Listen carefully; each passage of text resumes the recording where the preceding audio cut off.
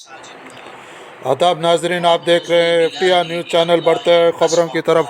संगारेड्डी के कुंडापुर मंडल का मौजा मलकापुर में बाद नमाज ज़ोहर मदीना मस्जिद का इफ्तिताह अमल में आया। इस मौके पर मौलाना मोहम्मद इब्राहिम ख़ान, मौलाना मुफ्ती मोहम्मद फ़याज़, मौलाना सैयद फसीउद्दीन क़ासमी खिताब किया। इस मौके पर अरशद तस्लीम फ़याज़, शेर अली, शेख इमरान और दीगर मौजूद थे।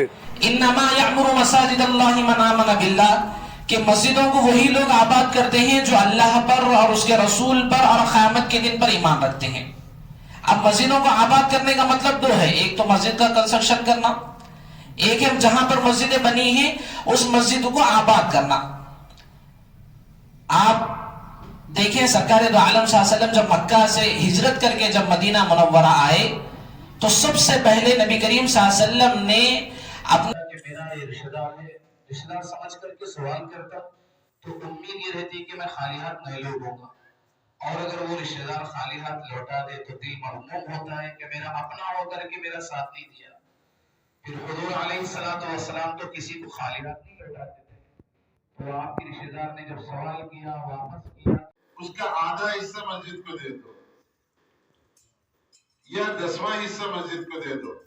बल्कि ये बतलाया गया है कि तुम्हारे पास में जो माल है उसमें से जितना माल अल्लाह के रास्ते में खर्च होगा, अल्लाह के घर के ऊपर खर्च होगा, वो सारे माल के अंदर से अचुम्बा होगा, एक क्वालिटी होगा, मरने के बाद में वो काम आएगा।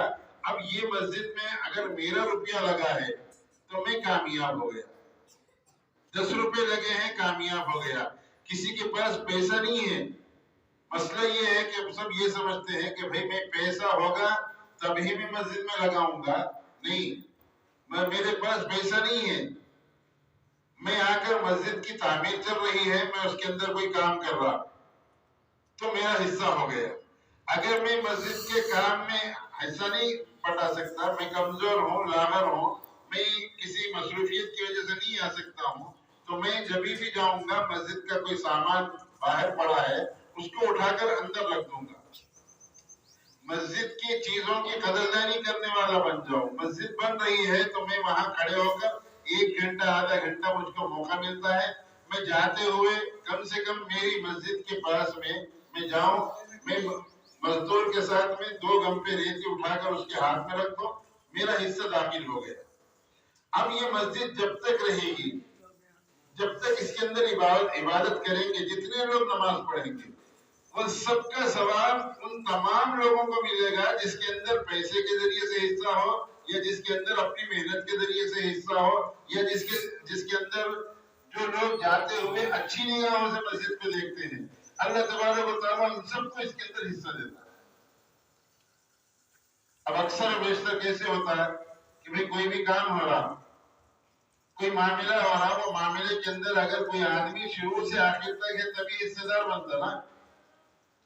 अब आजकल के मसले में तो सबको ये बात समझ में आती कि पहले वो चीजें बहुत कम समझ में आती थी। अब अगर कोई आदमी किसी की जमीन बिकवा रहा है, उसके अंदर 4 लोग हैं शुरू से, अब वो जमीन बिकवाने का, जमीन किसी को दिलवा रहा है, तो अब इसके अंदर ये चारों हिस्सेदार हैं। इधर से उधर से अगर चारों है तो वो उधर से 4 हिस्सेदार। बीच में अगर कोई आ गया 5वां आदमी, तो वो हिस्सेदार होता? वो हिस्सेदार नहीं होता। उसको अगर कुछ समझ में आ गया तो कोई काम उससे करा लिए, या जो काम हमसे नहीं हो रहा था उसको बोल दिए, तो उसको कुछ मावेदा तय कर देते कि भाई तुमको 10,000 दे देंगे।